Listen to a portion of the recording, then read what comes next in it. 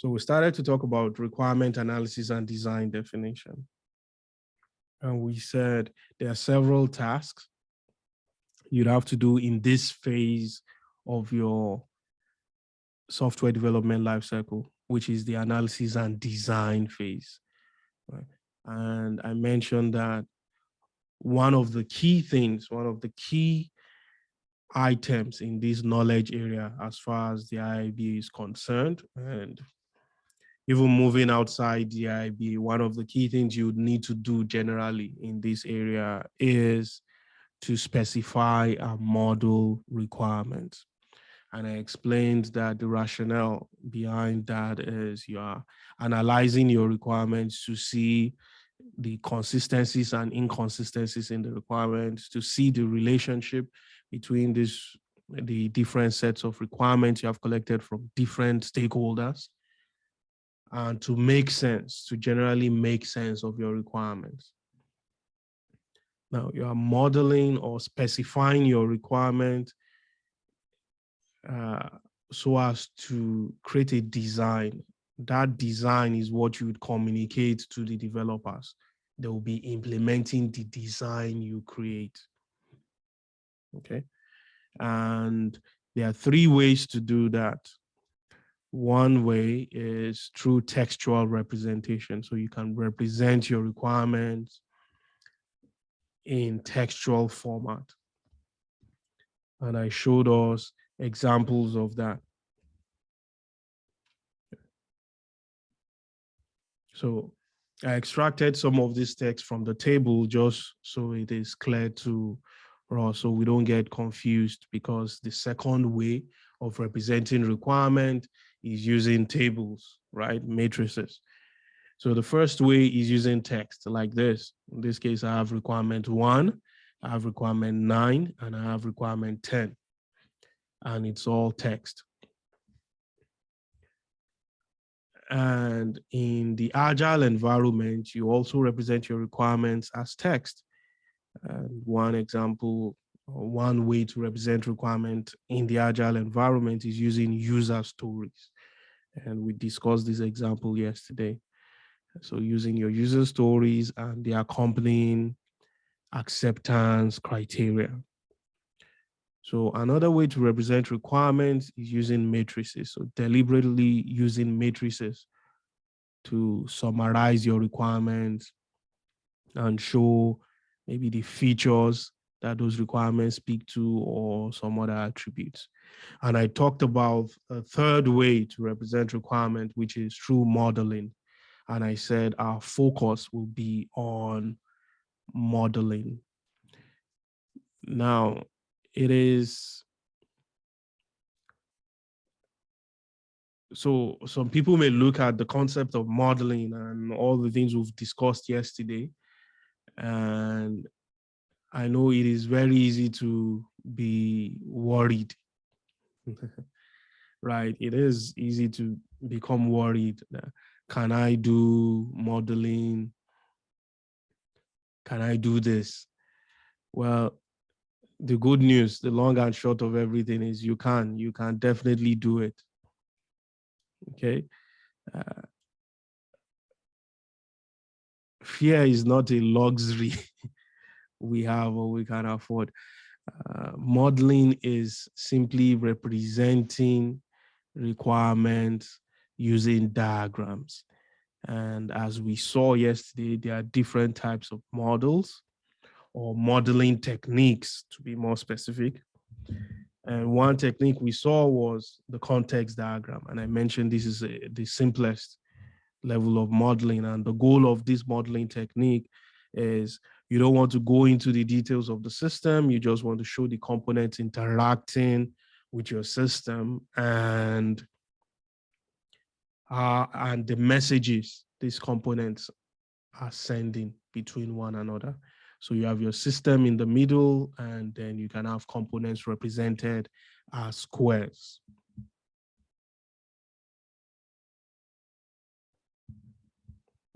Okay. Then we talked about another technique which some of us may already be familiar with, and that is the mind map. The mind map technique.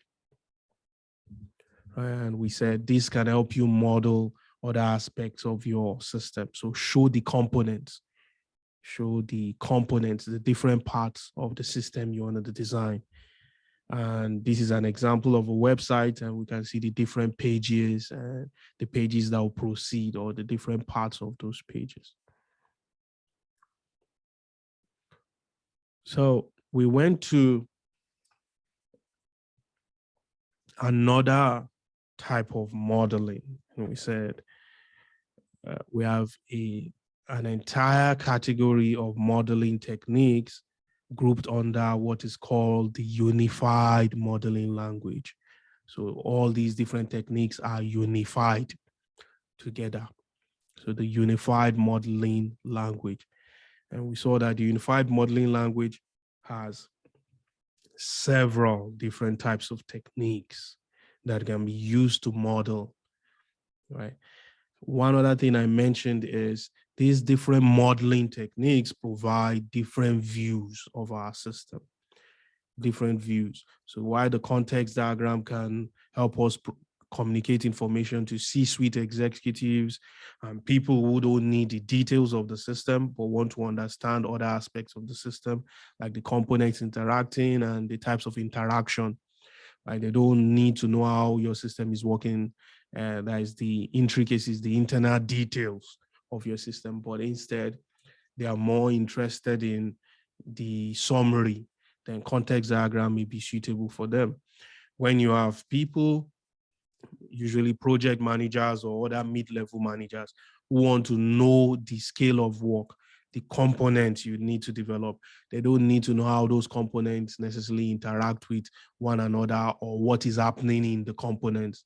Then your mind map may be good, because your mind map goes into the details of the different parts of the system, but it doesn't show how anything is getting done.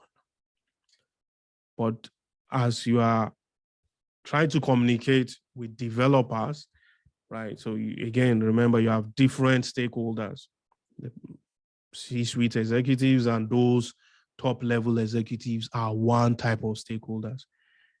Your mid-level managers are other types of stakeholders, departmental heads and those kinds of people. So the communication with them may be different from how you communicate with C-suite executives. Now, the technical people will need greater detail, specifics into how you want the system that you are creating to work, how you want the system to work. And that's why we're talking about UML and all the different techniques under UML. We mentioned that UML can be divided into two parts, or the techniques under UML can be grouped into two categories, one of them being structural and the other being behavioral, where structural or modeling techniques that focus on structure, modeling techniques that represent how the components of our systems are organized. Right? So these modeling techniques focus on how the components of the system will be organized, how they'll be structured, how the system will be put together. Techniques that represent behavior are more focused on how the components will interact with one another and how they will interact with users and other systems. So they are more focused on how the system will behave rather than how it is structured. So I mentioned that we'll be looking at least 3 modeling techniques from the UML. And these are the most popular modeling techniques in the UML space. Right, so when people talk about UML, these are the techniques they use. So the technique we'll be talking about today is the use case diagram, the use case modeling technique. So I should preface this by saying depending on the organization you're working for, what phase of business analysis they are in, what approach they are implementing, right? What approach they are using to deliver a solution. Modeling may be something you'd hardly do or even never do. Now, this is not to say that you should shy away from modeling. In fact, it should tell you that you should learn it, right? The course is broad, business analysis is broad, business needs can be very broad, right? Unpredictable.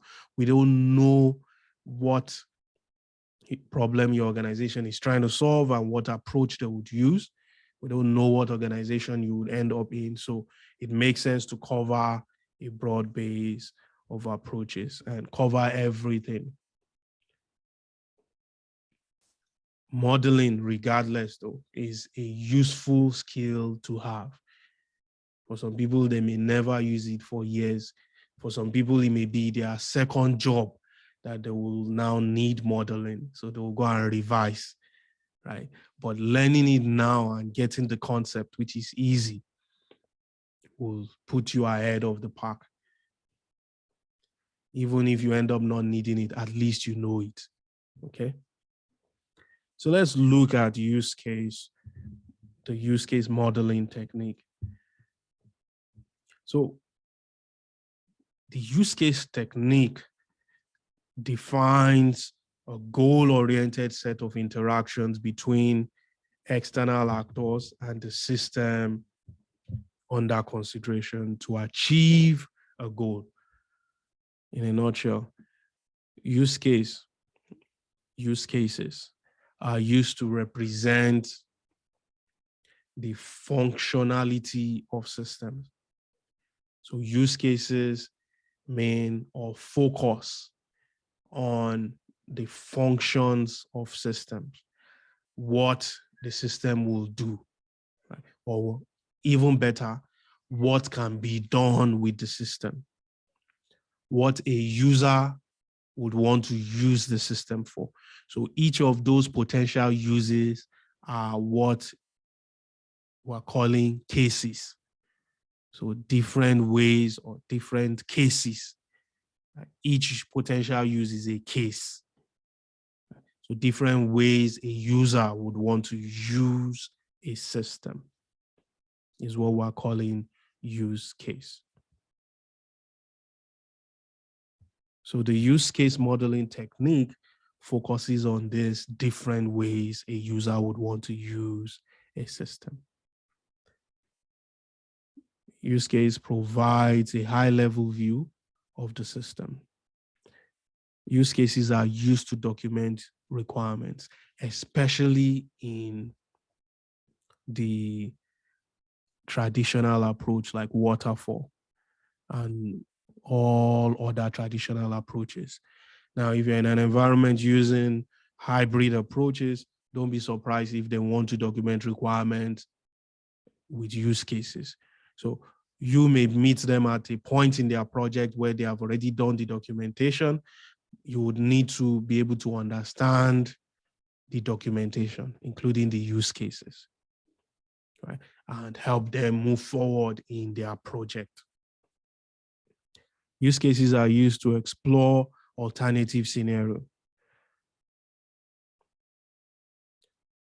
They provide a starting point for analysis of classes. I would explain what this means later. They help us define user interfaces.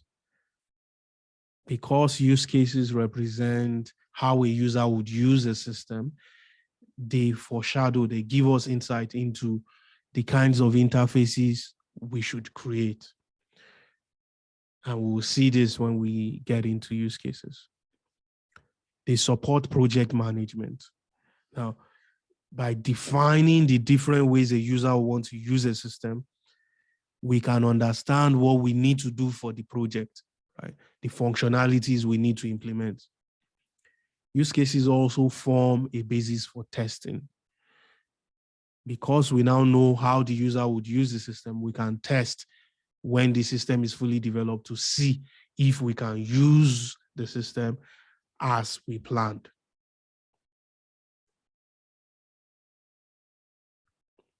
Now, let's take a quick look at the structure of a use case. A use case is represented using an oval. So this is how you would represent a use case, just an oval like this. And you write the name of the use case inside it, as you can see here. The name of a use case should be 2 to 4 words, so not more than 4 words. And it should begin with a verb. An example of a use case is place order, edit information, submit invoice for approval. 1, 2, 3, 4. So between 2 to 4 words. And it should begin with a verb. So it should begin with an action word telling us what the user wants to do. Okay?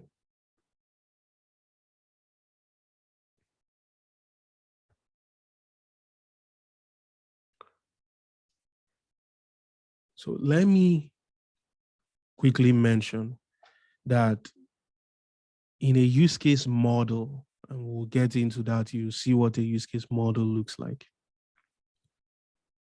You can have primary and secondary use cases. Primary and secondary use cases. A primary use case is, as we have defined, the main thing a person will want to do with a system. The main thing a user would want to do with a system. I should move away from person because it may not be a person, it may be a computer, it may be a telephone that wants to use the system. It may be a bank, it can be any entity. But the main thing they want to do with the system you are designing is a use case. So you can have primary use cases and secondary use cases. So this will be the main thing a person wants, sorry, I said person again. A user, any entity wants to do with the system you are designing. That will fall into primary use case. Now, some other smaller things that they can do with the system will be your secondary use cases. How we identify a primary use case in layman terms is anything you can wake up and tell your spouse or a family member that you want to go and do with a system is a use case.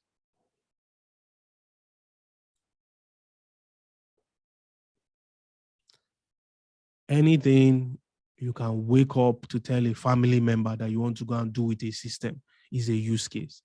But in order to do that thing, there may be some other things you need to do. Those other things, as long as they are independent things, can be considered secondary use cases. So they are not the main things. You can't tell someone, I want to go and do this, but it may be the case that, oh, in order to do what I want to go and do, I had to do this first. So that thing you have to do first is a secondary use case. It's not the main thing you went to use the system for. Okay? Let's see an example. If you are going to a gas station, if you want to tell your spouse or a family member about what you want to go and do, what would you say? You say, I'm going to the gas station to buy gas. You're going to the pump, right? The machine to buy gas. That is your use case. Buy gas is the main use case, the primary use case. But in order to buy gas, you may need to pay for the gas, right? Using the same machine. So payment pay for gas is a secondary use case, because you can't tell your spouse that I'm going to the pumping machine to pay for gas. You just want to go and pay just like that. Why? That would be the question, right? I'm sure some spouses would even immediately start, are you okay? What do you mean you want to just go and pay for gas, right? No.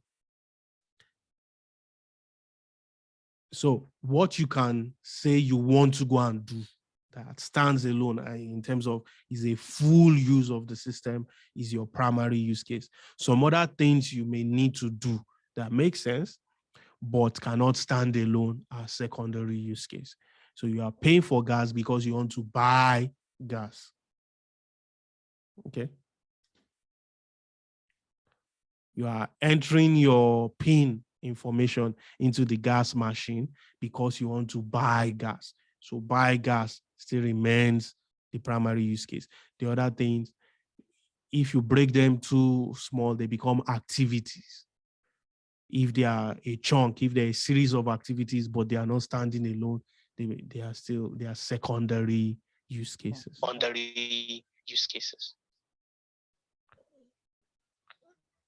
Winifred, do you have a question? Winifred, do you have a question? No. Sorry, my son was trying to touch the screen, so I was just saying. Oh, okay. Telling to. Okay. So this is a use case. You would represent a use case with an oval like this.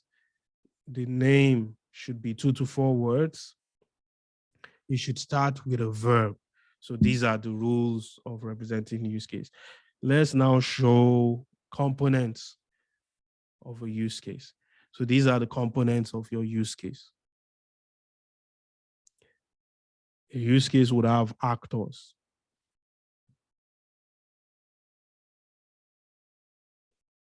These actors are the users, right? The users of the system.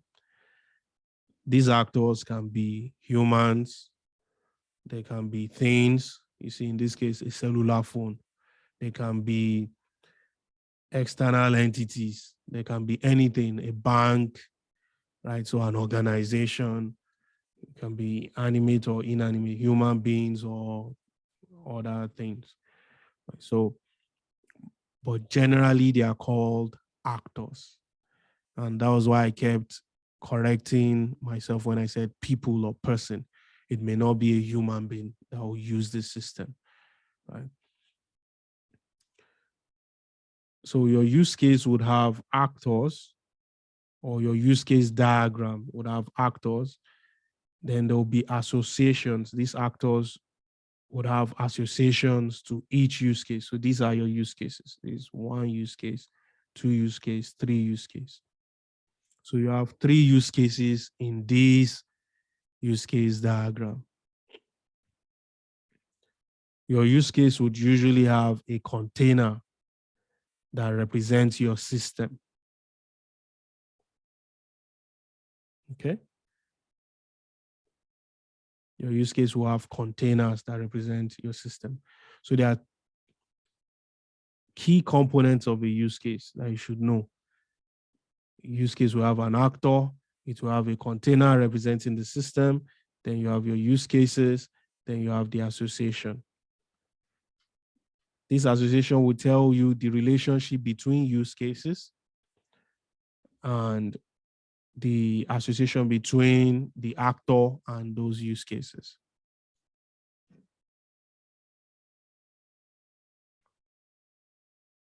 So let's imagine a use case,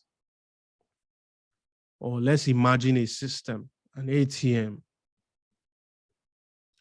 If we're drawing a use case diagram for an ATM, who can mention any use case for ATM?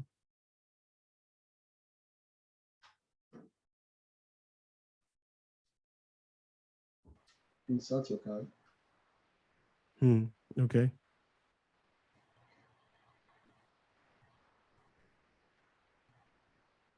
Please unmute and talk. And not just Andrew. Andrew has said one. Other people talk. Abolore, Winifred, Wale. I'm sure. Type your pin. I'm sure. Sorry, what? Your pin. Sorry, what? Type in your pin.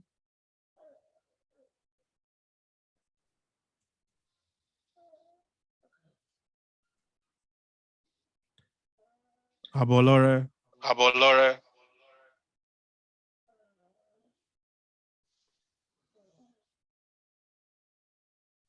Wale. Sorry, I didn't quite get the question. Esme was said- crying when you answered that question. Mention use cases for ATM. yeah. Mm.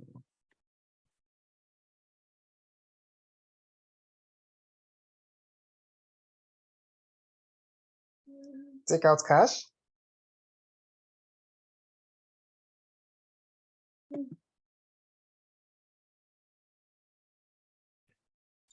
Okay. Now, please look at all these things I've written.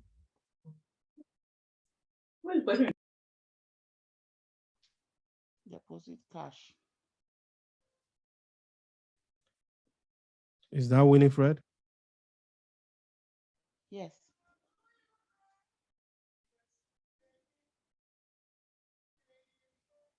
Okay. So look at all these things we've written. Type PIN, insert card, take out cash, deposit cash. Then look at how I explained use cases. I said a use case is something you can tell a relative, your spouse, that you are going to do.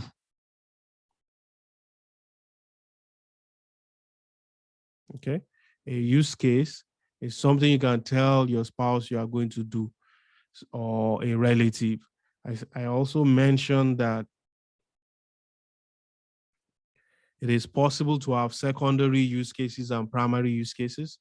Secondary use cases are tasks that in themselves, they make sense. They contain many times a series of activities, but they are a part, usually a part of a primary use case, meaning something you have to do in order to perform the primary use case.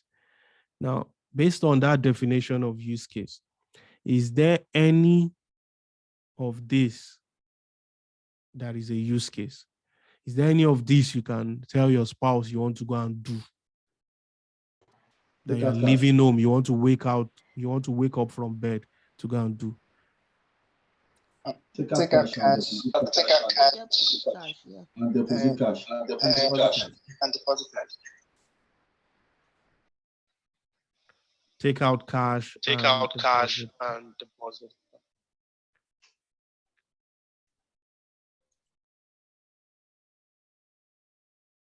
So instead of take out cash, I'm just going to change it to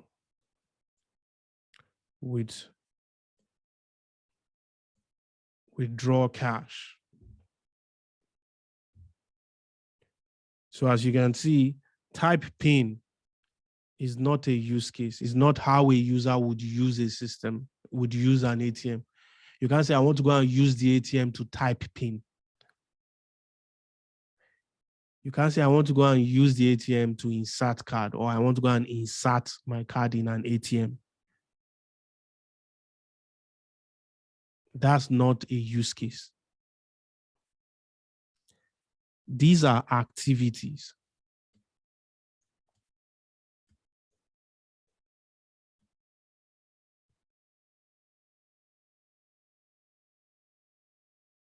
They are not use cases. They are not even secondary use cases. Because all these things are part of a secondary use case. The reason why you are inserting your card and typing your PIN, why are you doing all those?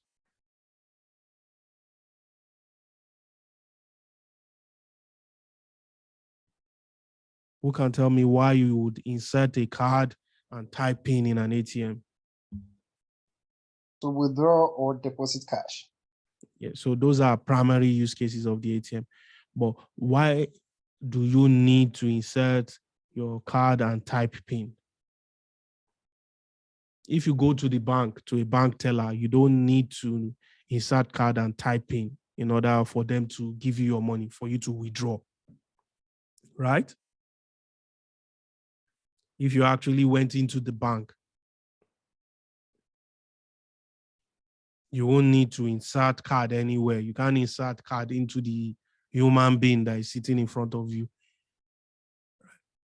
So why are you typing PIN and inserting card into an ATM? Would you say for security or identification purposes? For authentication. So the reason why you are inserting card and typing PIN is because you want to be authenticated. So authentication becomes the secondary use case. All these are inside authentication. You are doing all these because you want to be authenticated. There are activities you perform to be authenticated. And in order to withdraw cash, which is the primary use case, you need to be authenticated. Is that correct? Is that correct? Can you withdraw cash from an ATM without being authenticated by the ATM? No. No. So you see, this is a secondary use case. This is a primary use case. So if you were asked, what are you going to do with in the bank, or what are you going to do at the ATM? I want to go and withdraw cash. But in order to withdraw cash, you need to be authenticated. Authentication may contain a series of activities. You insert your PIN, you insert your card, you type your PIN, all those things. There are other things the ATM does behind when authenticating you. It takes a picture of your face, right, so that they know who is inside, who is typing the PIN. It does several things at the back end. Those are activities. All you are concerned about is that the ATM is authenticating you. But the main thing you would say is a use case for ATM is withdraw cash, deposit cash. Who can mention another use case for ATM?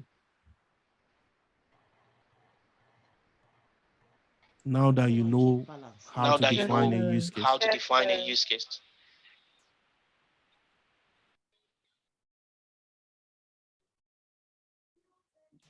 Did I get that right? Was it Abolore that just Was it spoke? Abolore that just spoke? Yeah, Winfred.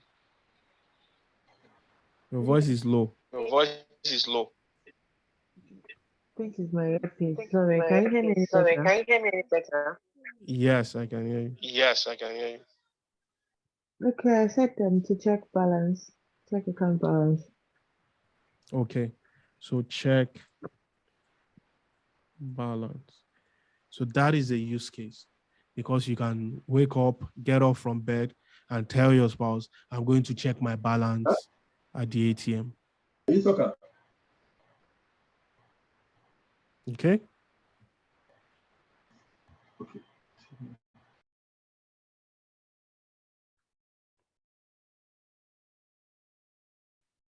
So we understand the concept of use cases now. Withdraw is a verb, withdraw cash. Insert card, although not a use case, but the formation still follows, right? This is an activity, this is something you would do in order to do something else. So you know that it's not a use case. Right? It's not a case yet. A case contains plenty things, right? Plenty activities. So insert card is just something you are doing in order to do something else. You are typing PIN because you want the computer or the ATM to do something, so to authenticate. But you are withdrawing cash, the money comes to you, right? So that's what you want to do with the system. You want to withdraw cash from it. You want to deposit cash. In some cases, you just want to check balance. So that's a valid use case. So let me remove all this from the screen. Let's just go to the next one. So there are different types of relationships that can exist between use cases.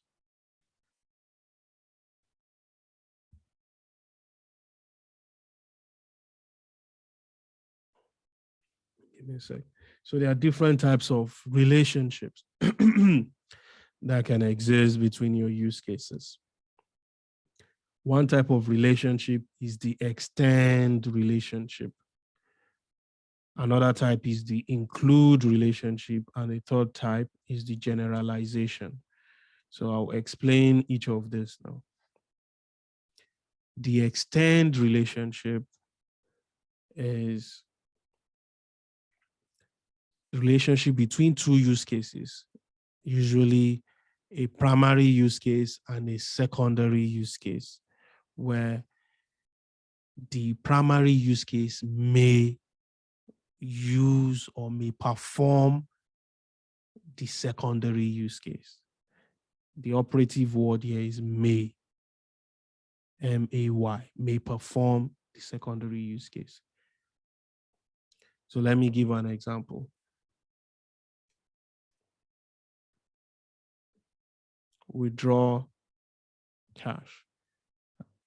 I don't want to use this example not to confuse you. Withdraw cash.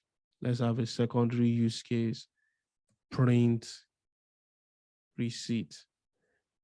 I just remember now that I have very good examples in the back on the next slide that would help you even understand it better. Withdraw cash, print receipt. When you are withdrawing cash, you know it is optional to print receipts. You don't have to print receipt after withdrawing your money, right? Who agrees? Has anyone used the ATM before? Before. And Yes, yes. And so we all agree you don't have to print receipt when you withdraw Yes. cash. So print receipt then becomes an extension of withdraw cash. And you can see it from the direction of the arrow. The arrow is number one, dotted. Number two is facing the primary use case. So by facing the primary use case, just looking at the arrow, you can tell that this is an extend relationship. So print receipt extends withdraw cash. We may not print receipt when we withdraw cash. Now, include relationship. The arrow for include goes outwards, unlike this one that is going inward into the primary use case. So it goes out from the primary use case. Still the same dotted, it's just the direction that is different. Include relationship is saying that the secondary use case must be performed when you want to carry out the primary use case.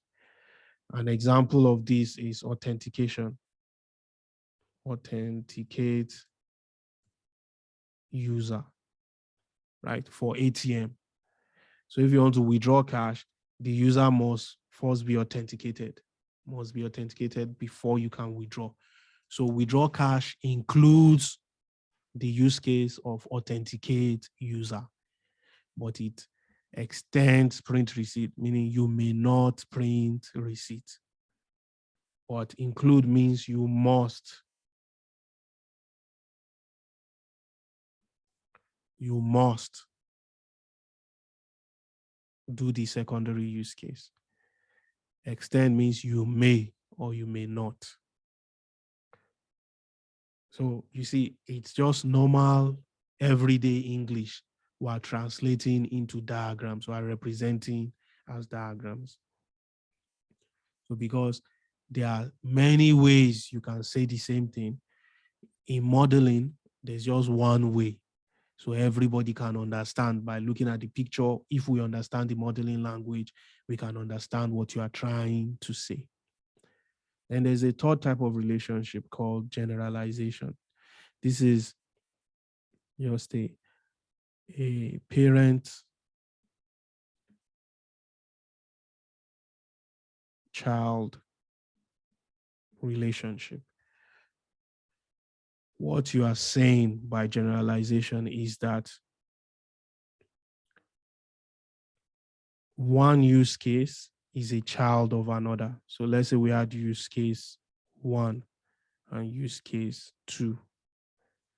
You are saying use case 2 is a child of use case 1, which means that everything use case 1 can do, use case 2 can do it. But there may be some extra things use case 2 can do that use case 1 may not be able to do. So everything the parent can do, every property the parent has, the child has it. But there may be some things the child can do extra that the parent cannot do. Okay. So generalization is used to show that parent-child relationship, inheritance relationship. Okay.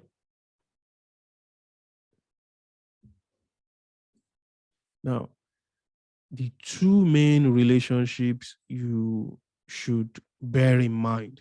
Now, you should know everything I've said here. There are just 3 types of relationships. So it's not 1, it's not 20, it's not 300. Just 3 types of relationships. So there's no big deal in knowing these 3. But the 2 that will be most common that you will see in use case diagrams the most will be extend and include. Okay, give me a second. So the extend and include relationships are the ones you'd see in most use case diagrams. So let me give you an example of the extend and include relationship. You see this, my friend eating, right? Munching all this chow, all this food.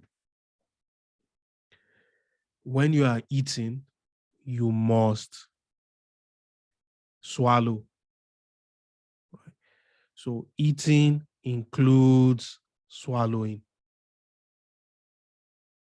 But when you are eating, you may or may not burp. So you see, burping is an extension of eating. You may not burp. Some people will not burp no matter how much they eat. But you must swallow to eat. So swallowing is included in eating. So eating includes swallowing. So if we're modeling, if we're creating a use case for eat food, right, it will include swallow food, but it will extend. You see how I'm using my arrows? So include goes outside, extend, it will extend burp,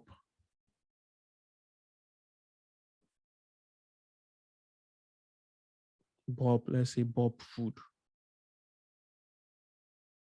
Okay. So these are the key relationships, and that's what they mean. So include is saying what must be included. Extend is saying another use case that may be performed when we perform this primary use case. But include is saying if we perform this primary use case, we must perform the other one.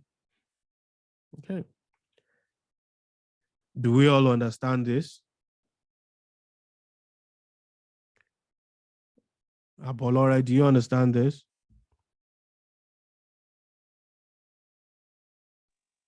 Yes, okay. Andrew, do you understand this? Yes, Prof. Winifred, do you understand this? Yes. Wale, do you understand Wale, this? Yes. One question. Can there be a clause to, an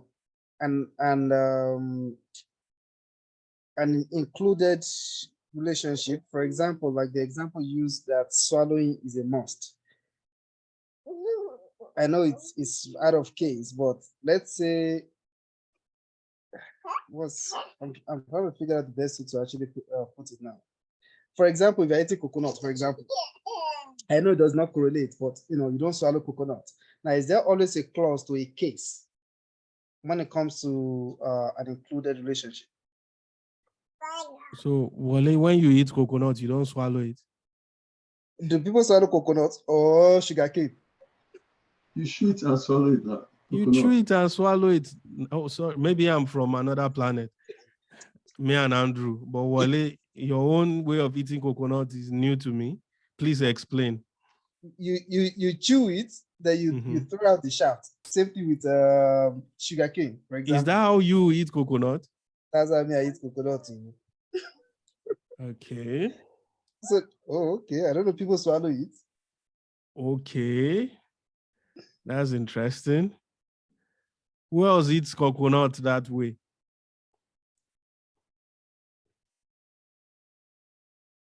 So, but Wale, let's even assume your own way of eating coconut is the best way to eat it, right? Let's assume that. But when you explain now, you said you chew it, you throw out the shaft, which is what you called it, right? Wale? Yes. Yes. But do you swallow anything? Just swallow the juice or the So you flavor. are in it. swallowing something. Makes sense. So if you are eating coconut, do you swallow? I guess I do. So eating must include swallowing. If not, it's not eating, is it? Have you seen a That's right. human being that we eat without swallowing? Then what's the purpose of the eating? Where's the nutrient going into?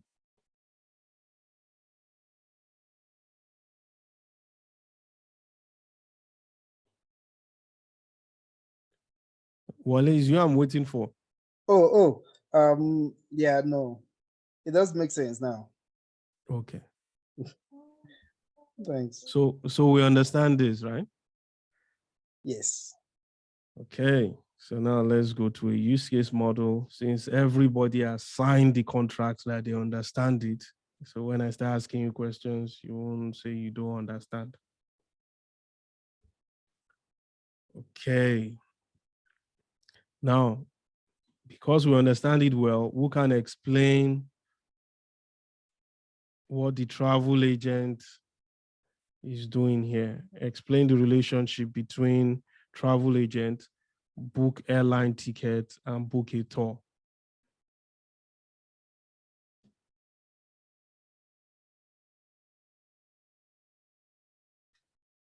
Andrew, you have the first one.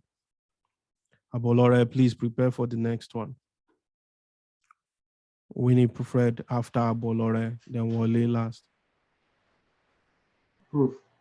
Yes. The one you did, the one you did was simple. But now this one look a bit complex. Well, Yeah. I'm going to try. Yeah, don't be frightened. You see the side I sectioned out that I painted with Yeah. red. That's what I want you to focus on. Don't look at the other lines. You have to interpret them one at a time anyways, right? So the travel agent, then this part that I asked Eric, and this was the relationship. What can you explain what's going on between travel agents and this? So the travel agent want to book airline ticket. Is that correct? Is that the main action? Go on. Yes, that's the main action. The travel agent is booking, can book an airline ticket. Yes. Okay. And the okay. So he's booking an airline ticket, and he may not book a tour, Okay. and from what I see, he must deliver the airline ticket. Is that part of it? Yes. You have gone you are seeing correctly. You've extended a little, but you are seeing correctly. So yes, this is how you interpret it. The travel agent can book an airline ticket. So we're looking at how the travel agent would use the system, right? So use cases are how the system can be used. Okay. Use cases represent how a system can be used. So the system in this case is the travel agency. That's the name of the system. So you put the name of the system on top of the container or inside the container. If it was an ATM, we can put the name here, ATM, right? And from this part that I section out, what you say is the travel agent can book can book airline tickets. Right, this travel agent can book airline tickets and may book a tour. May, because it's extend, may book a tour. Like you correctly said, you said may not book a tour, right? So we're still saying the same thing. It's just that you went the negative route, may not. And I'm saying may book a tour, yes. So it's correct. The travel agent can book an airline ticket, but may not book a tour. Okay. So while booking airline ticket, they may not book a tour. So, okay, Andrew has answered this. He said the next person is Abolore. So let's give Abolore the same travel agents, but now let's go down here. Abolore, can you explain this? Okay.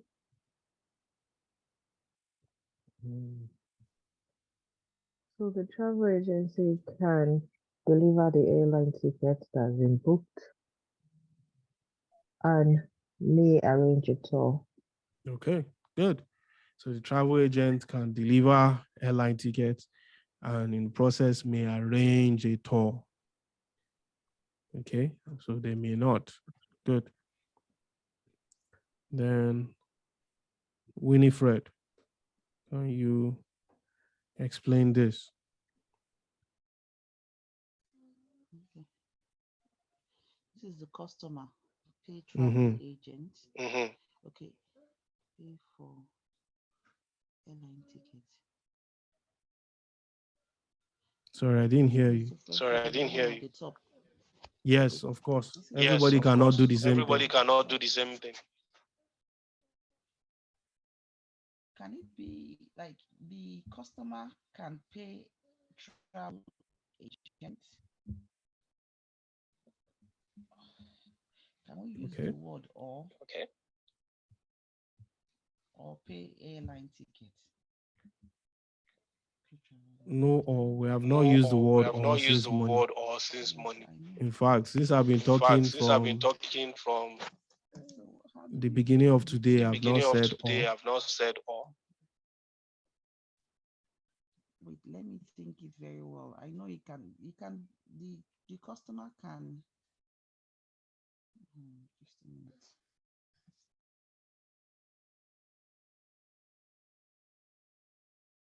Can somebody help Winifred? Okay. So the customer can pay the travel agency for tickets and also in that way pay for airline tickets. Okay.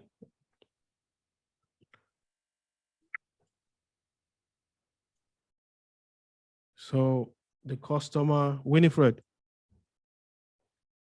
Hello. I'm here. Yeah, Winifred, do you understand it now? Do you understand it better? Now, do you understand it better? Abalore said the customer can pay for travel. Sorry, did I hear? I didn't hear very well. Sorry. But can you see the use Or can you case see the use case on your screen? Yes, I can. on your screen? So she's Agent okay. Okay.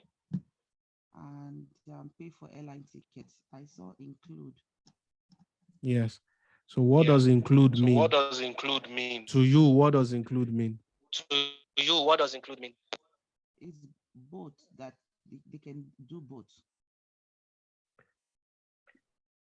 Yes, they can do both. Yes, they but can do this both. But include is this between include is between this and this this. and This this. use case This use case 1 and use case 2. one and use So we're case two. saying use So we're case saying use 1 case one includes use case 2. includes use case two. What does that mean to you? What does that mean to you?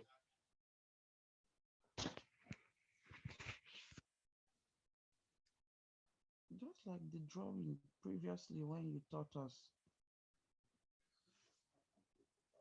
They can pay for travel agents.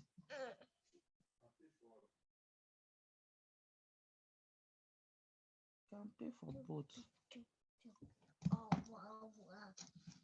Okay.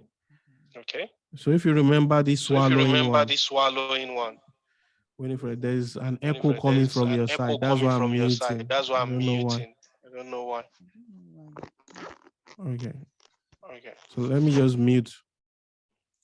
So Winifred, I've muted you, but if you remember the way I explained this, eating includes swallowing. So it's a must. You can't eat without swallowing. Okay. But eating may include burping. May. So it's not by force. You burp. But this include relationship is telling us that, you see, this include relationship between eating and swallowing. It's telling us that eating includes swallowing. So when you go to this diagram, that's what we're asking you to explain. So the customer wants to do this use case. This is the primary use case. They want to pay for travel agent. They want to pay the travel agent or can pay the travel agent. Or the relationship between this pay travel agent and pay airline ticket is an include relationship. So can you explain what will happen then? That means it's just like the one you showed us. The customer want to do both. So if he does this, that's pay the agent. The customer can pay the agent and pay for the airline ticket. Because if he does the first one, he has to also do the second one. Okay, so you are correct. If he does the first one, he has to do the second one. It doesn't mean he wants to do both. What it means is this person wants to eat. That's the use case. That's the primary use case. This person wants to eat. But in order to eat, he must swallow. It doesn't mean the person wants to swallow. What it means is the person. Hello? This meeting is being recorded.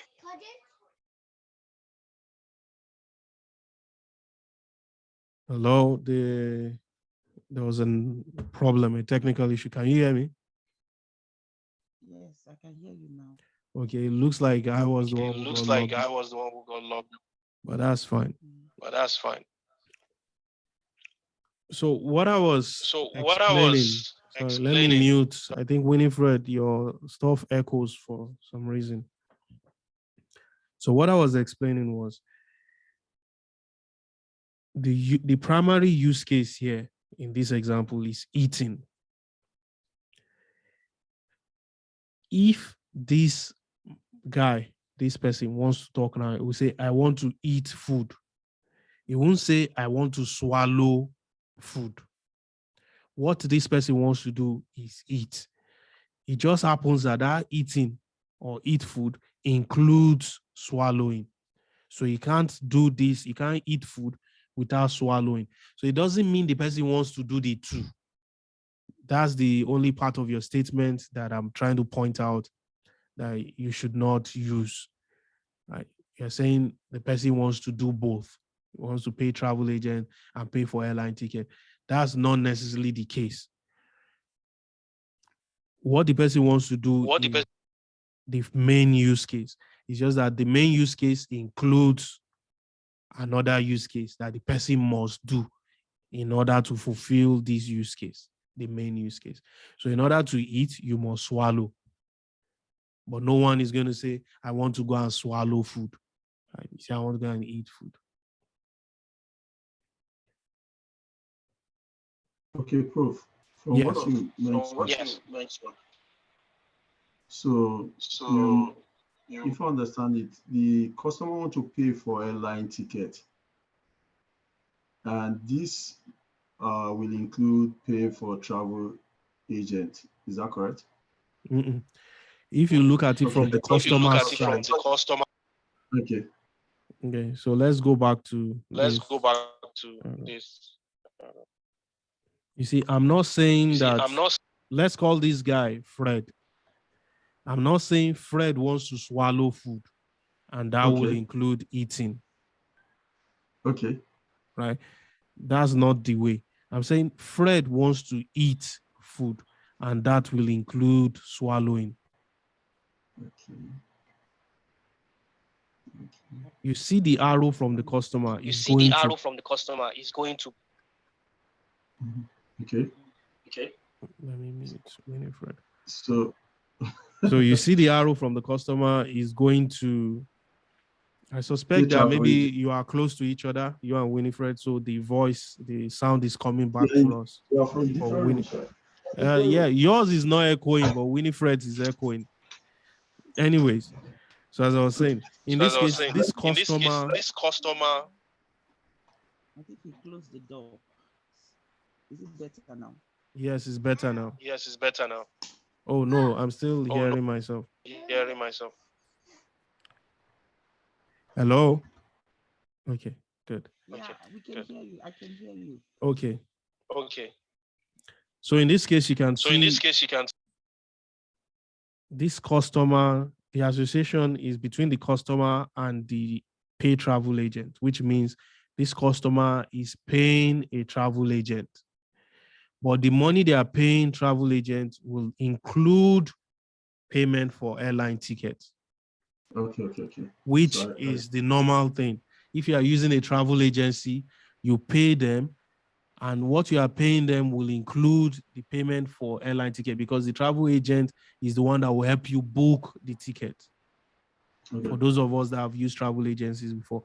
So you go to a travel agent, you give them all the money. They will help you book tickets. So it includes the money you are paying, the payment for travel agents includes payment for airline ticket.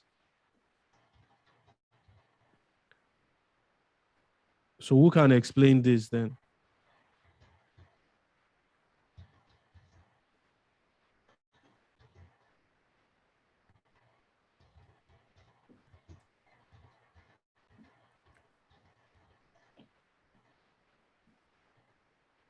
I can take a stab at it. Please do. So customer can pay the travel agents, and the travel agents, customer will can pay the travel agents, and the travel agent must pay for the tickets, for the airline tickets, Let me and just. must pay the travel agent's commission. Okay. Andrew, you wanted to say something? Yeah, I think just to, from what you explained, the customer can pay, or the customer pays the travel agent. What the customer pay the travel agent includes payment for a light ticket and travel agent commission. Okay, correct. Good. So we're getting it, Wale, Andrew. The customer can pay travel agent, and that payment of travel agent includes Both. payment for airline ticket and the commission of the travel agent. That makes sense, right? Yeah. Okay. Now, what if we did this whole section?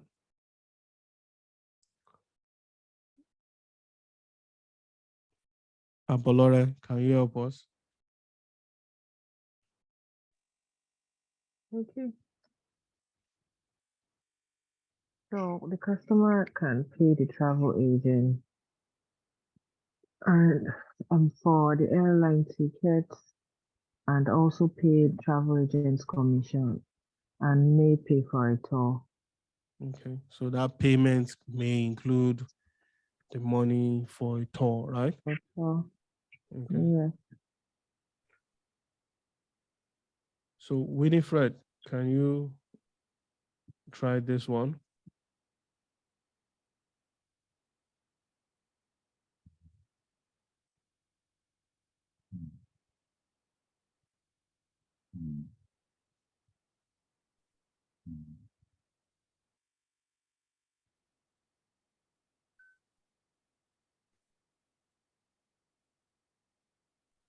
The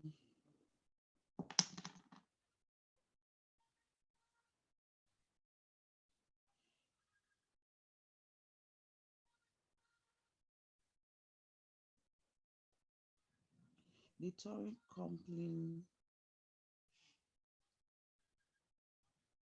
may pay for tour. Hmm.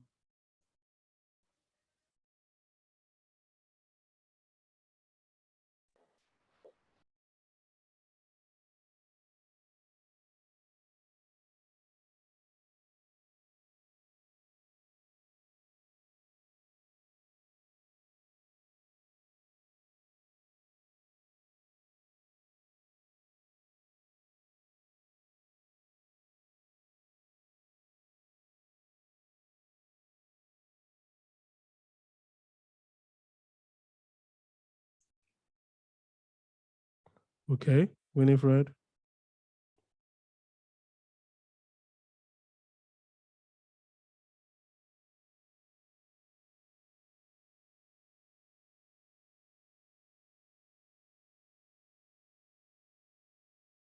Hello, Prof. Yes. So the touring company can pay for tour Mhm. and may pay for airline ticket. Okay. Can I comment, please? Yes.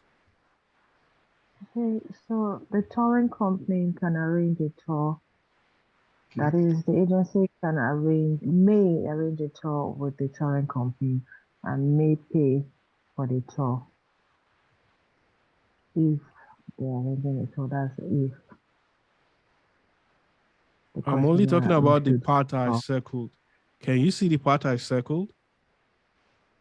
Okay, yes. So that would be, it would be may, the touring company may be paid for a tour. Hmm. Because the touring company is an external stakeholder that would get paid by the travel agency if Hmm. they service it. Can you see But analysis? Keep it simple. Okay. I was have I I wa- complicated things? Sorry. very, very much. Right. Just keep it simple. The picture, just follow the picture. This picture, this actor is the touring company, and this line is telling us what the touring company can do. So this is what the touring company can do. I understand where you are coming from. You're analyzing it and saying the customer is the one that is paying the touring company and all that. But what this model is showing us is what the touring company can do and the extension of that thing, right, that they can do. Let's assume this is a system, a travel agency system. It is actually. There's no need to assume. So what this model is telling us that it is that the touring company can use this travel agency system to pay for a tour. And that extends another use case.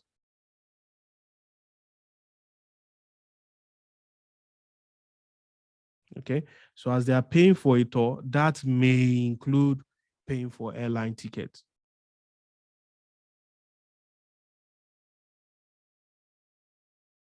Is that clear? Abolore, do you understand it?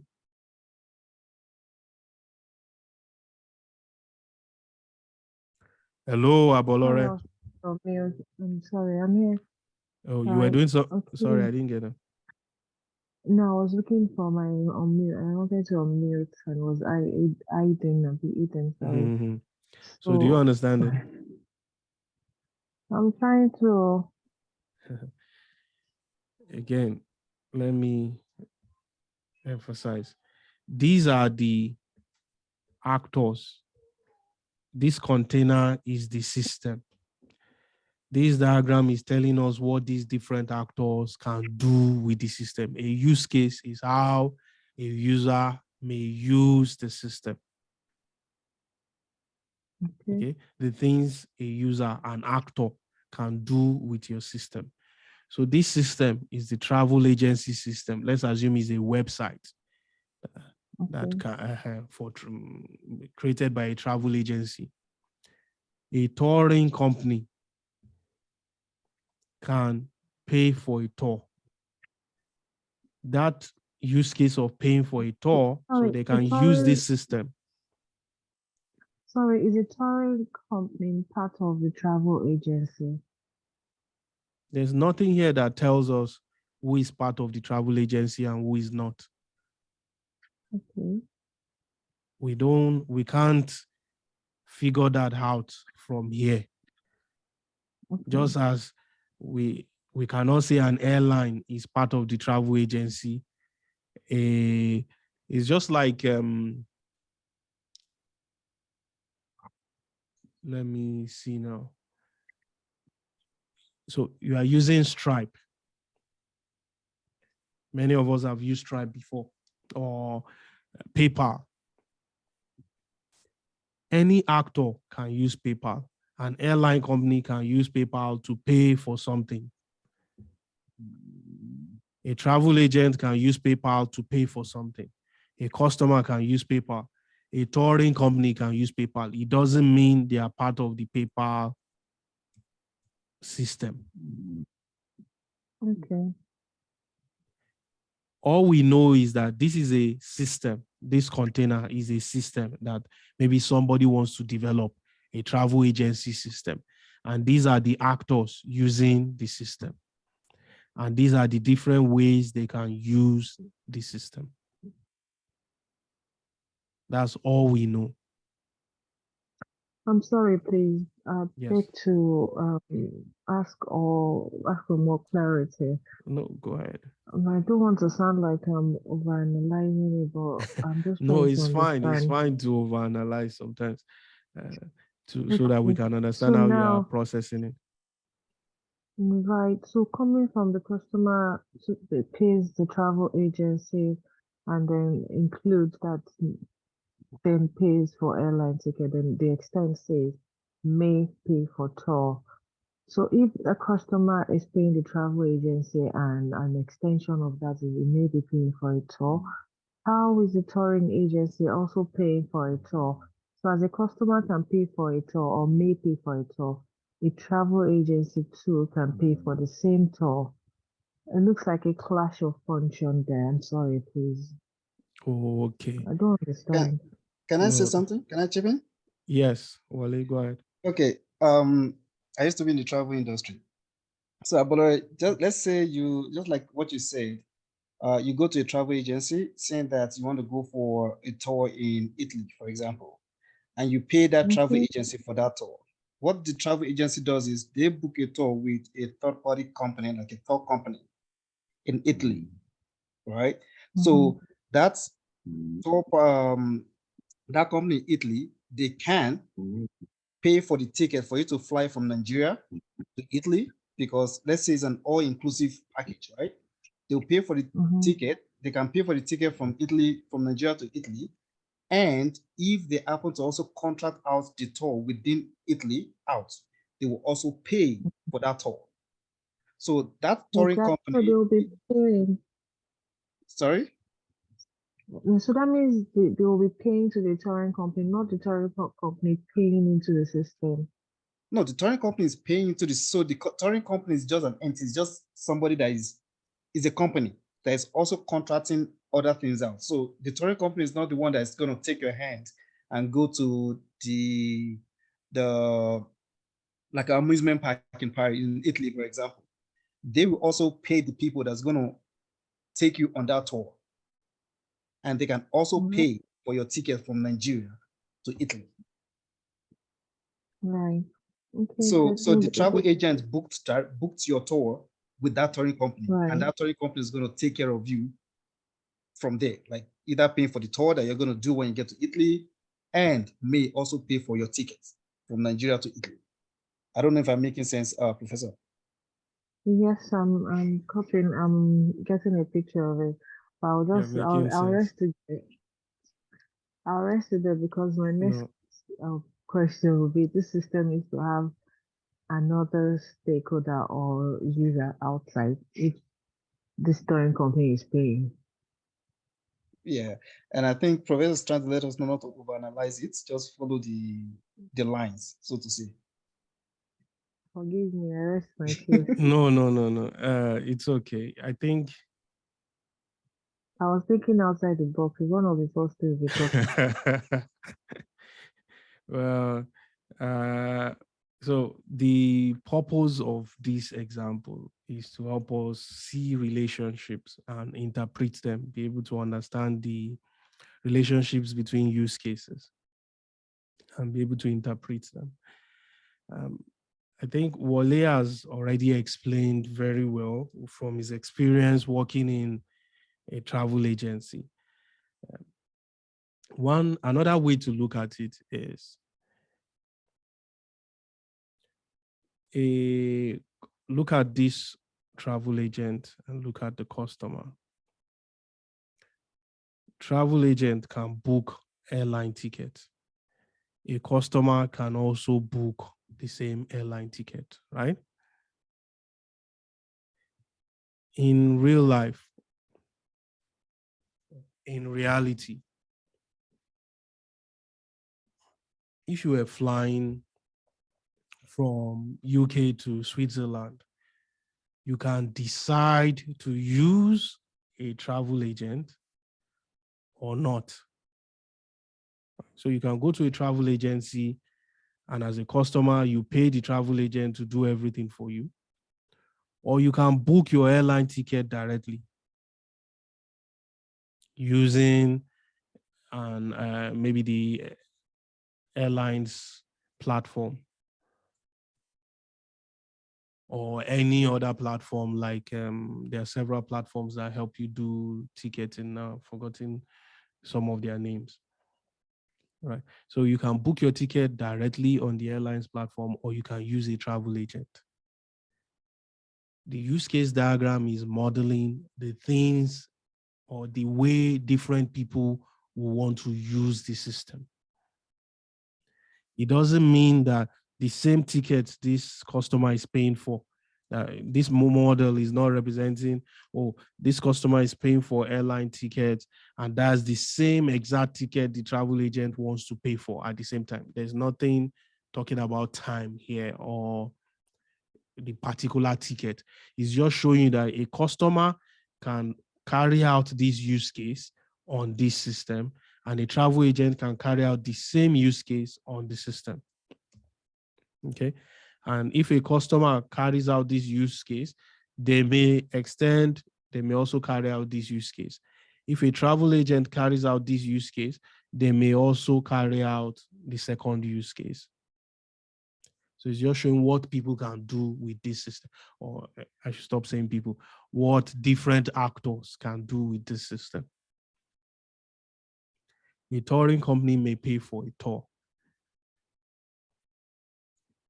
There may be several tours, right? Several tours happening around the world, and you have a touring company that has access to tickets for those tours, or that can help you access those tours. So you go to a touring company in your country or in your state and you say, are there any interesting tours that this musician is doing? They can help you buy the ticket for the musician using the musician's platform. If it requires a flight, they may help you pay for the flight if you have the money. So you don't want to be involved in any of those things. And they can pay for the tour and pay for the ticket. So a touring company can use this system, this travel agency system, to pay for a tour and pay for the ticket. Okay.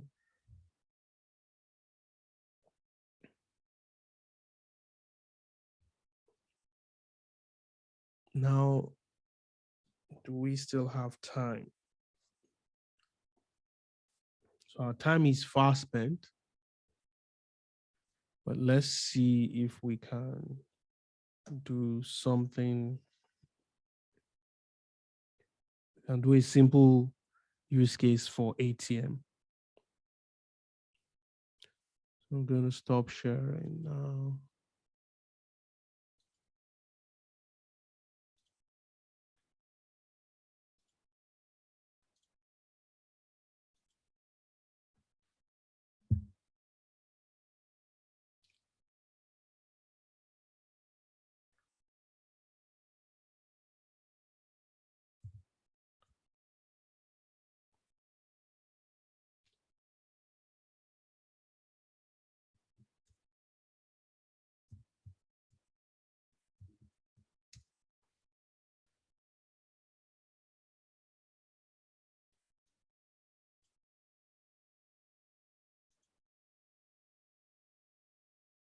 So I'll log into Lucy chart.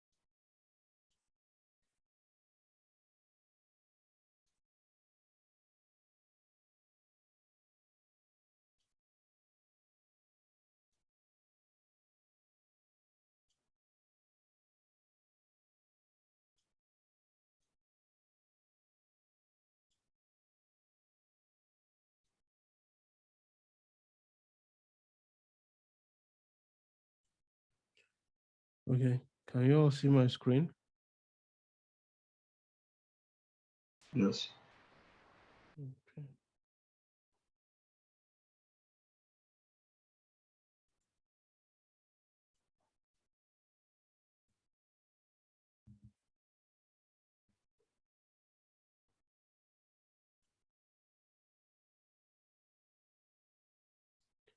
So create a new document.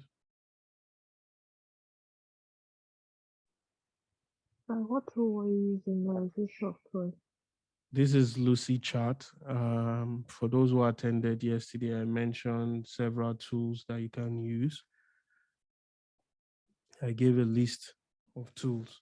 Lucy chart is one of them, but Lucy chart is not free. You have the chance to draw or to create about 3 models, and after 3, they would not allow you create any more, except you delete one of the ones you have already created. I mentioned that there's draw.io, which is completely free. Draw.io. And Okay. there's Miro, Miro, which is free up to 5 models. So they allow you create 5 models for free. If you want to create any extra one, you have to delete the previous one. So same with Lucy Chat, they allow you create 3. Any I'm using difference Lucy on the Chat. model? Sorry, what? Like, would you recommend any over the other? It Or doesn't probably ease of matter use or which tool anything? you use. No one really cares what tool you use. The question is, can you use the tool? Yes, I do Can you create understand. the I was just models? asking, would you recommend any of those 3 over the, like, any one?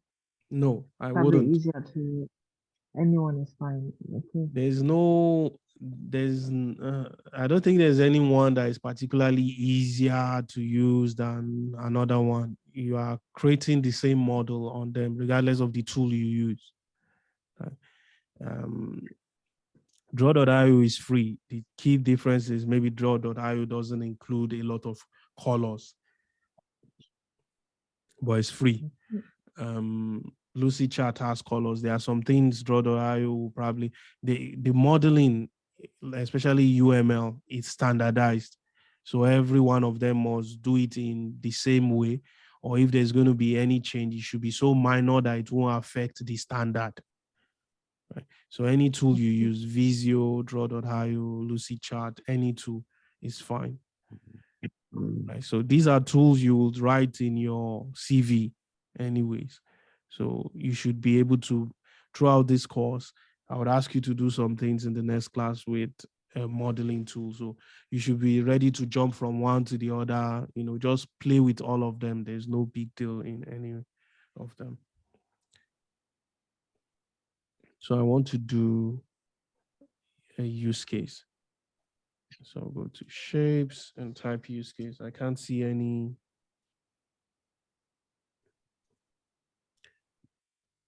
I couldn't, before doing this, I couldn't see anything for use cases here. You see, it's just flow charts and shapes, right?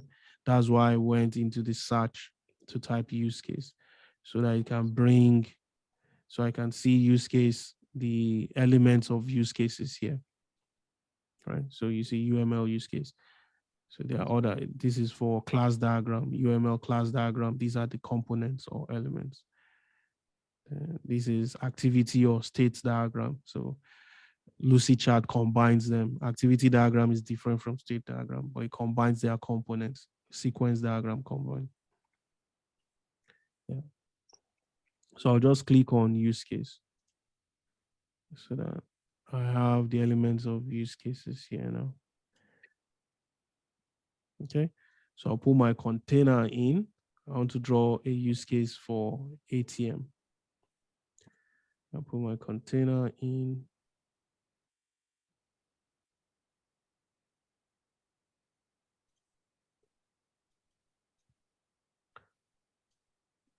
So interestingly, some things will be, different tools.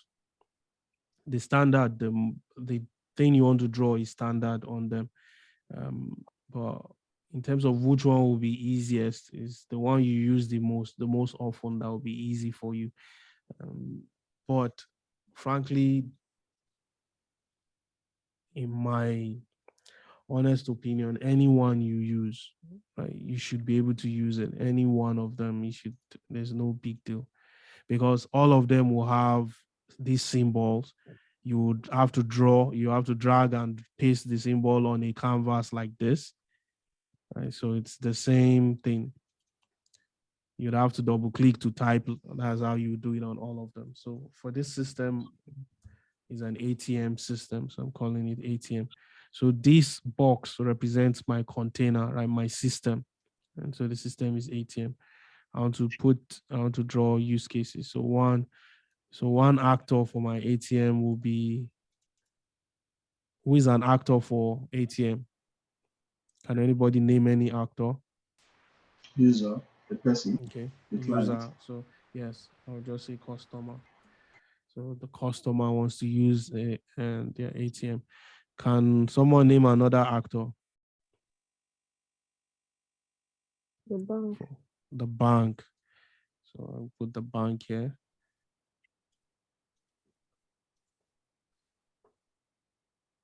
Bank. So I'll just leave these two actors. There are more actors, right? I'll keep it at these two for now. So how might a customer use an ATM? You have talked about these already. We mentioned them before. How would a customer use an ATM? Insert ATM card. And we mentioned that wasn't a use case. Withdraw cash. Withdraw cash. Withdraw cash.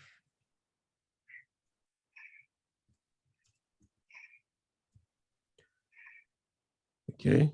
Can you mention another use case? I think we said deposits. Authentication.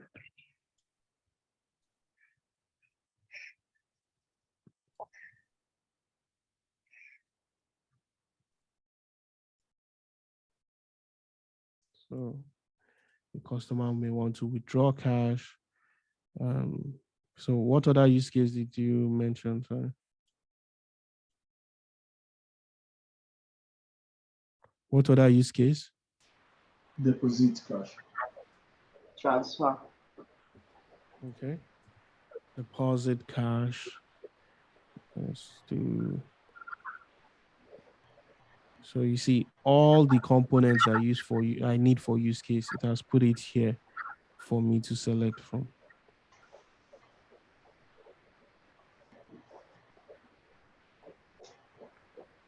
Transfer funds or transfer cash.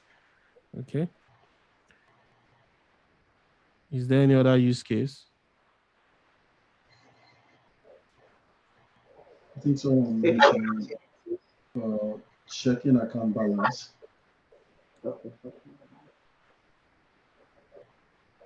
Okay, check balance.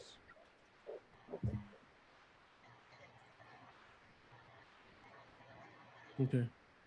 Is there a secondary use case that will need to happen for us to do any of this? Authentication. Okay. So could put authentication. Yeah. So authenticate user.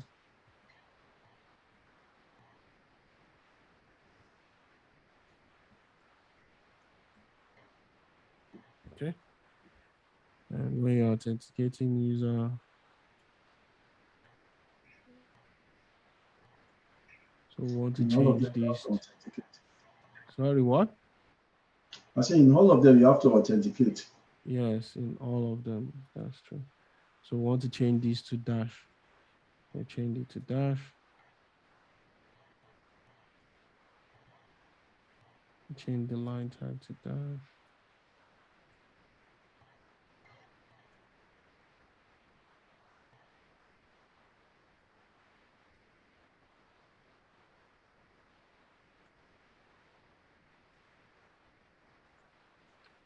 Okay, so in all this includes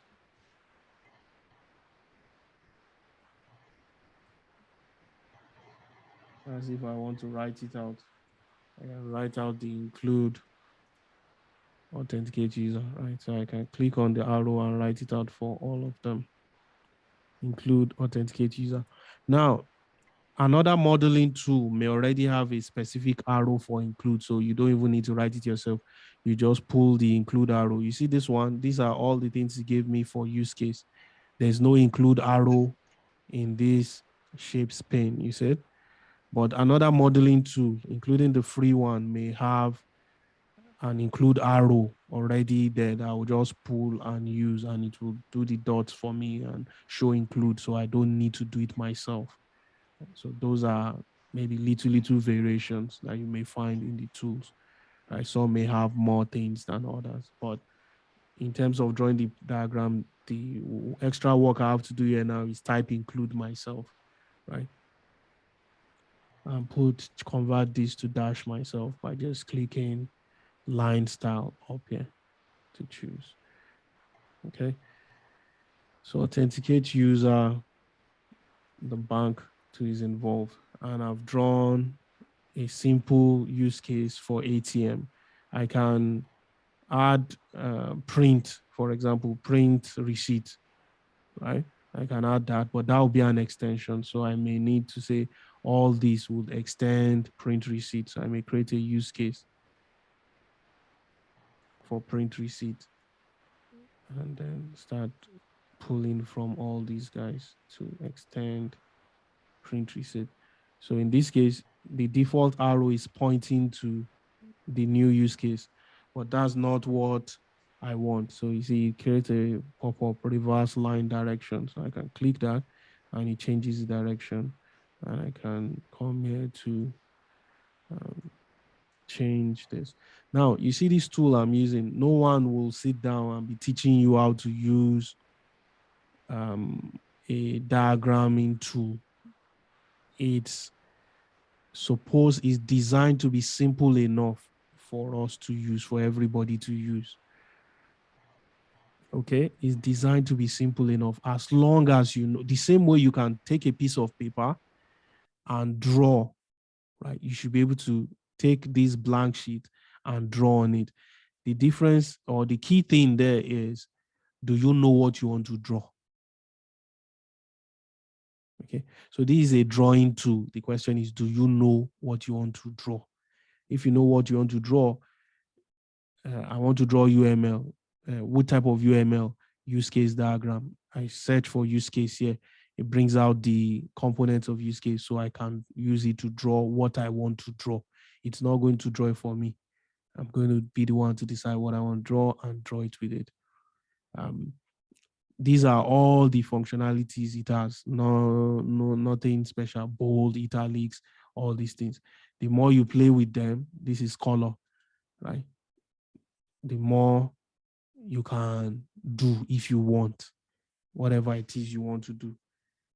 Okay, so typically a simple this thing like this is what you need. In this case, I'm talking about this. I want print receipt. So I know that my extend arrow points back to the main use case, and that's why I changed the direction.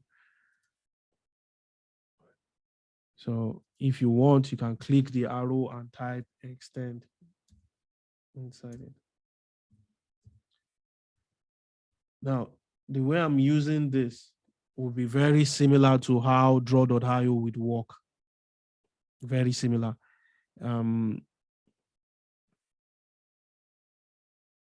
So this extends print receipt. I can come here and say this one too.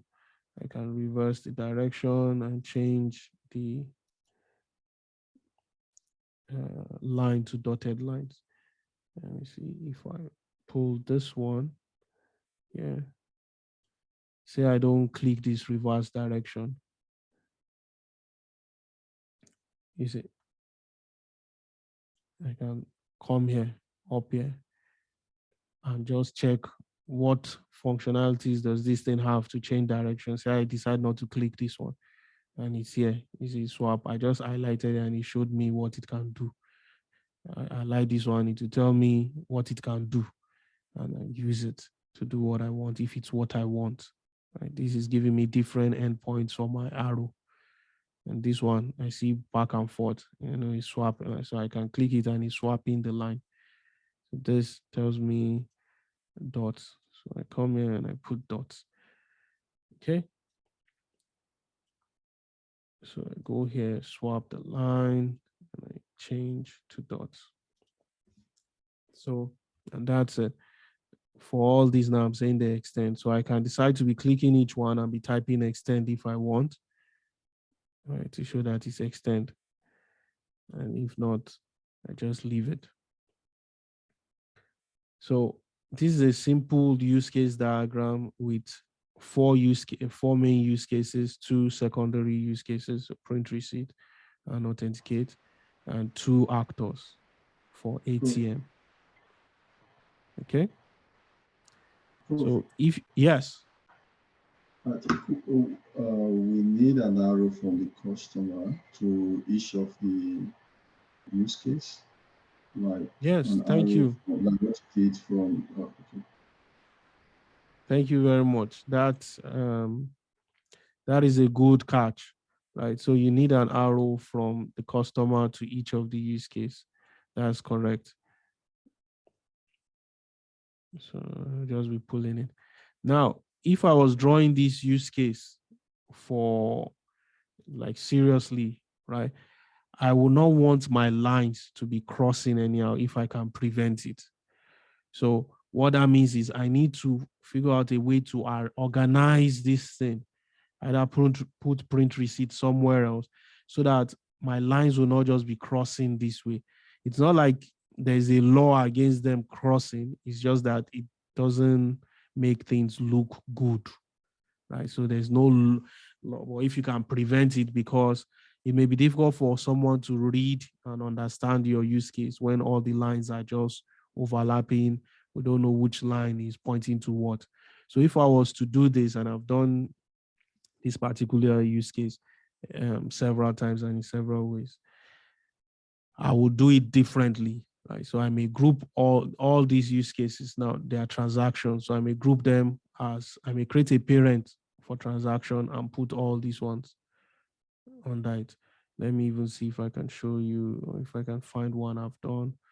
Or let me go to draw.io.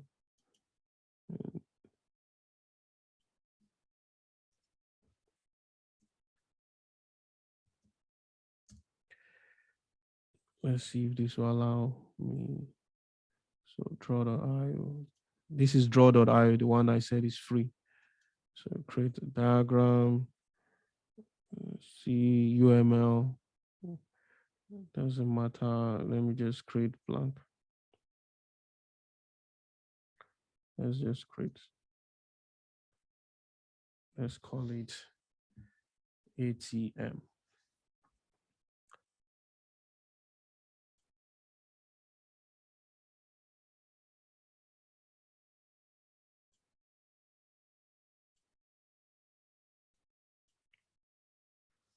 So you see draw.io. The other one I was using before, Lucy Chart. You see, I still have a canvas, this drawing paper. In some, you can choose if you want your drawing paper to have box like this, or if you want it to be plain, right? So it's just drawing. This one is called draw.io because it's just a drawing tool. Or it's drawing tool used mainly by business analysts and engineers and all that, right, to create models. So the same structure. This is draw.io. This is an entirely different tool, but you can see the same structure. I have components here for modeling. Now, all this is not what I want. You see, it has its own arrows. You see arrows with labels already, right? But these are not the things I want. I want to draw something that is UML-ish, so use case. So you can see it has arrows, extend. You see it has extend already, so I don't need to create it. It has other things, in fact. Okay, so I want to draw a use case. I can look for a container.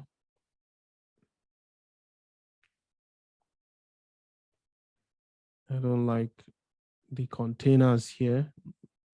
These are class diagrams. It just lumped everything under UML together. So I'll go to more shapes and look for UML 2.5.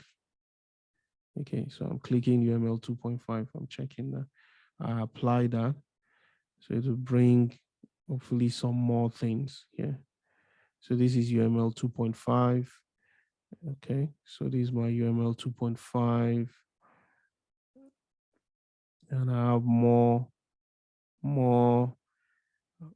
components. You see the include now, you see extend. So I don't need to do this myself in draw.io, the free one.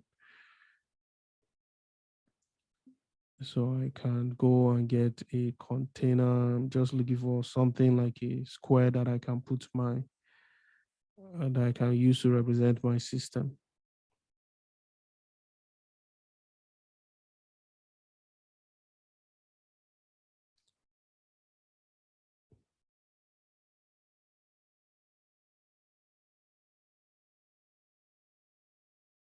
Okay, see where it puts container in another general space. Okay, so I have a container. I just double click on it and I'll type ATM. So that's my container. Stretch it out. See, easy peasy, lemon squeezy. No, it's no big deal. It's even easier than drawing on paper. Then I come and pick. Okay, I have it too stretched out. Now, let's see this one, for example. Okay, you see, as I'm stretching, the more I stretch, the more the paper stretches. So this is infinite paper, or like real paper, right?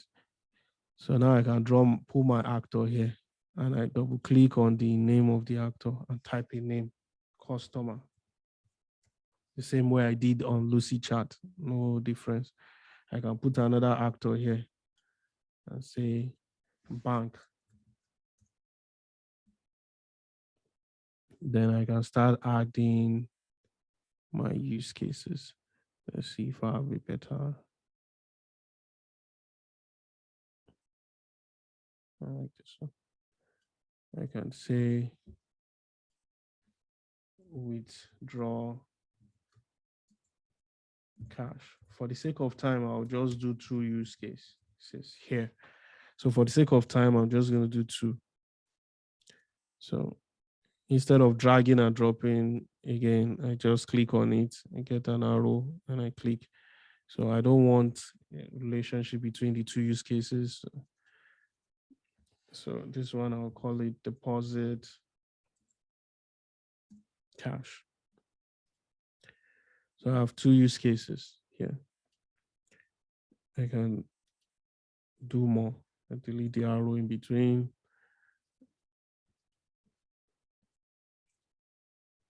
Transfer cash.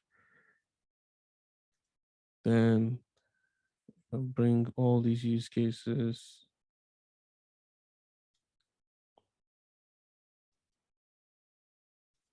So put this use case here.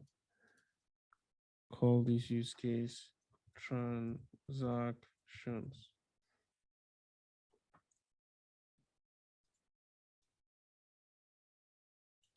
So what I'm saying is all these use cases are a type of transaction, but this arrow doesn't say that yet. So I have to look for a way to make this arrow.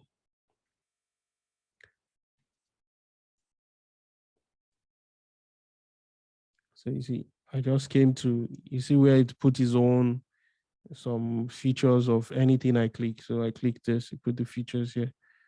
So I'm coming here to look for, you see, it showed me arrow head. And what I want to change is the head of this arrow, because the arrow head for parent-child relationship is not, it doesn't have a solid color. So it's an open arrow, or what they call it. So it's just white inside. So I want to change this to that type of arrowhead, which is this. So I click on this arrow, go and change it here to that type of arrowhead. Right. So because I know, theoretically, I know that the arrowhead for generalization, which is what this relationship is called, or inheritance in programming, the arrowhead is this open, this empty white one. So I know that if I'm to model this thing correctly, I have to change the arrow. So what I'm saying here is transfer cash, deposit cash, withdraw cash are all types of transactions. So I can now come here and say, and these type of transactions, they extend, authenticate user. Right. So since I'm using draw.io, which has this extend arrow already, let me just seize the opportunity to use it. Oh no, they include, actually, they include, and no one corrected me. I think our time is fast spent. They include, so all these transactions include authenticate user, and they extend. So I'll put another use case for printing receipt.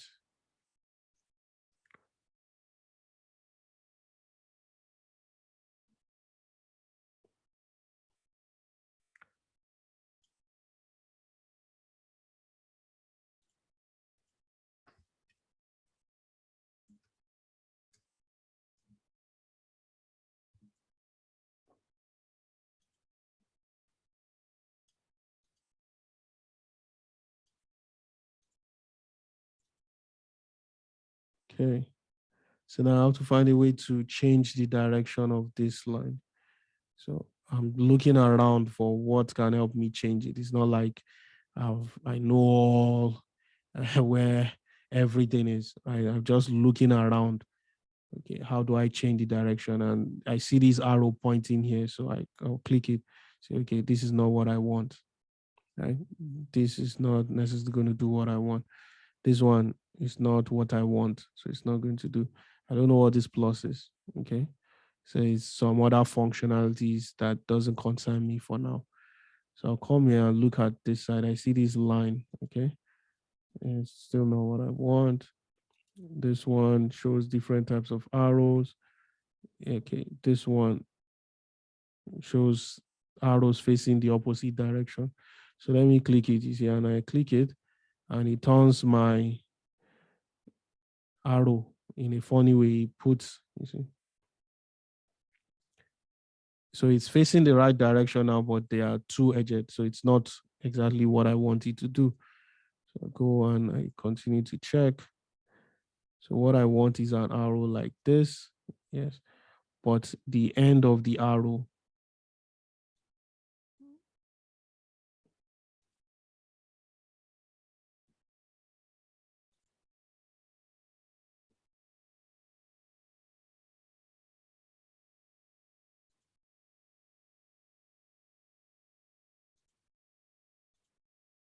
so I have this arrow.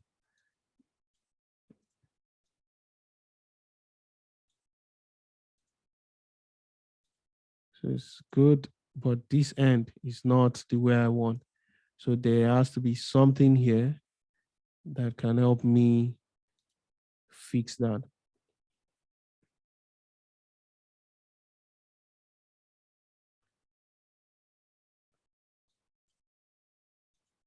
Okay, when I put none, it's not doing. And that option is I can just turn it myself. There's always that. There's the manual method. If it's too complicated, just do it yourself. You get. So, and that's what I did. I just turned it upside down myself. But there's something here, for example, that I will be able to use to change the direction, I hope. Okay. And that's basically it. Oops, what happened? My arrow has disappeared. Or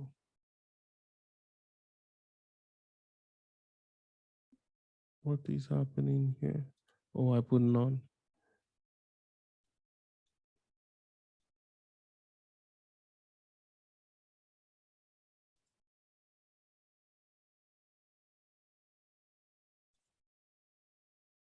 What's happening? My arrow disappeared. Okay, let's create it again. Extend.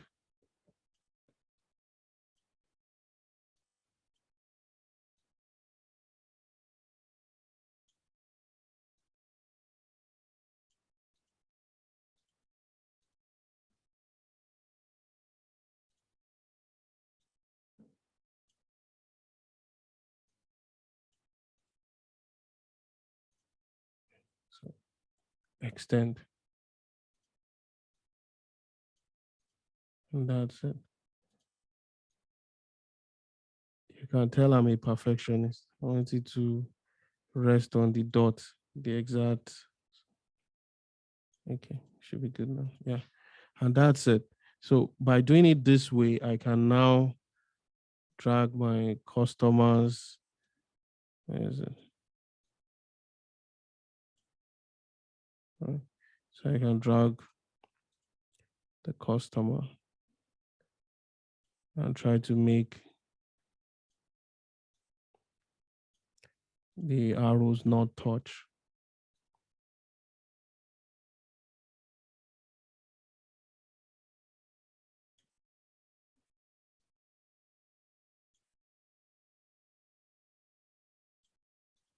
Okay. So I can drag my customers to the transactions and try to make them not touch.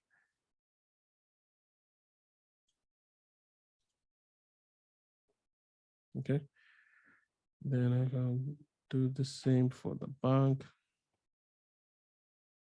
Now, this is just for aesthetics. It's easier to read this way. You can see directly the customer can do withdraw cash, can do all these things, and all these things work together as all these things are a type of transaction. And that transaction can extend print receipt, can authenticate user, right? So it's not, in terms of what it contains, it's not different from what I did on Lucy Chat. It's just that this one, because I'm trying to extend in one corner and trying to authenticate in another corner, right? And all of them are extending and including, it's difficult for my lines not to cross, which I don't want. So I could as well recreate this, move this away, put transactions here, right?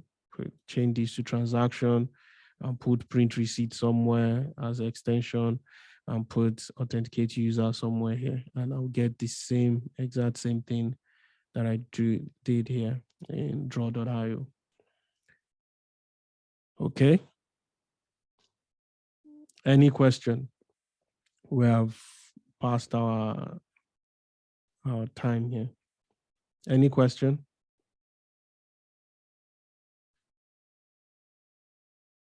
No questions here. Okay. So you can practice, you can try to recreate this, go to draw.io and try to do this yourself. So it shouldn't be, I don't expect that you have any problem. Okay. And tomorrow we'll continue. Let me stop sharing.